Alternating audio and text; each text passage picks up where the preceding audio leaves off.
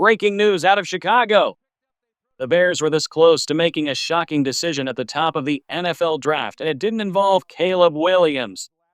According to new reports, Chicago nearly passed on the USC star to select another quarterback. That's right, the Bears almost drafted JJ McCarthy with the number 1 overall pick. Let that sink in. But that's not all. There's also a former Pro Bowl wide receiver with direct ties to offensive mastermind Ben Johnson, who just worked out with the Bears ahead of training camp. We're diving into both major stories right now. But before we go further, make sure to subscribe to the channel, smash that like button, and don't forget to turn on the bell icon so you never miss the biggest Bears updates all season long. Alright, let's get to the latest out of Hollis Hall. Just when you thought the Bears were locked in on Caleb Williams, turns out the decision wasn't as clear-cut behind the scenes. During a youth quarterback camp, an unexpected conversation took place. Chicago Bears GM Ryan Poles was in attendance, and what he shared might surprise you. Greg Holcomb, a well-known quarterback coach in the area, approached Poles casually. What started as small talk quickly shifted to something much bigger: JJ McCarthy. Poles admitted something shocking. I don't think people realize how close we were to possibly taking JJ. That's not a rumor. That's straight from a face-to-face conversation.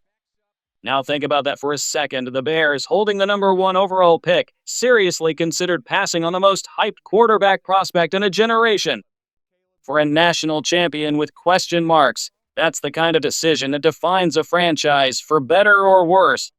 Yes, Caleb Williams was always the favorite. His arm talent, field vision, and college production were unmatched.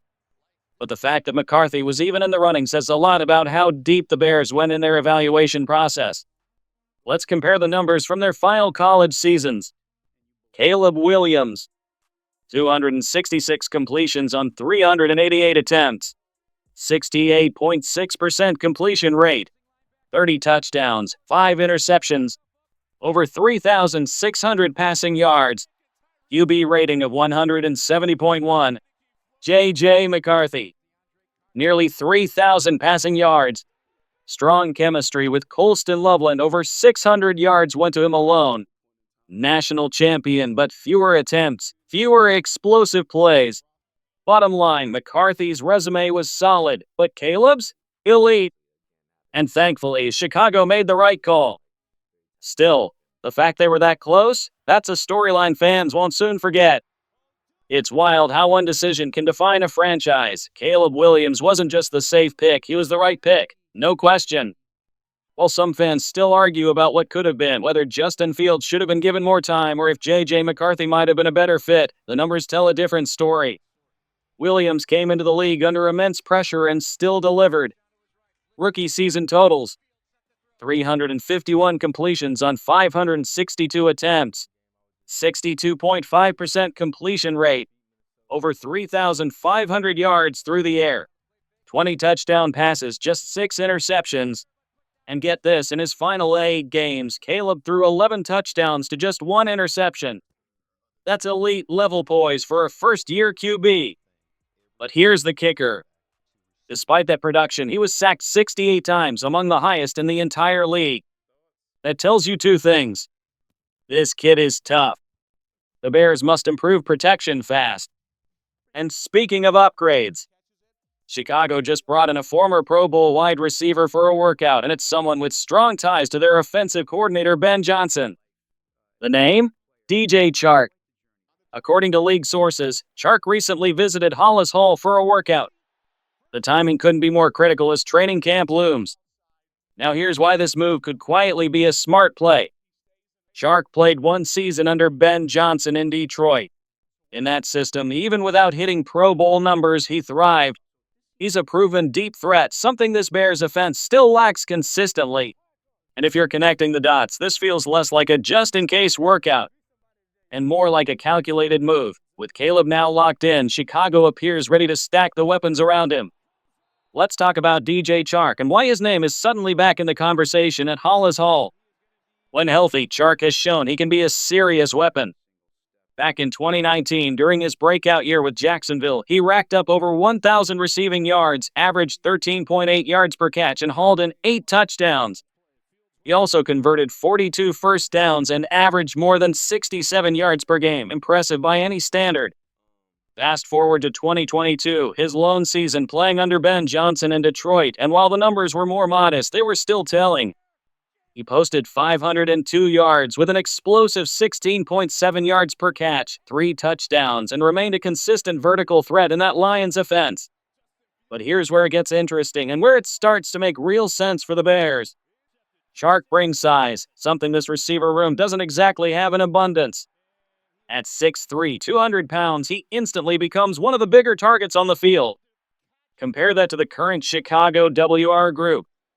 DJ Moore 5'11", 210 pounds. Rome Odunn 6'3", 215 pounds rookie, still adjusting. Luther Burden about 6'0" in cleats. Alamide Zakos 5'8", 193 pounds.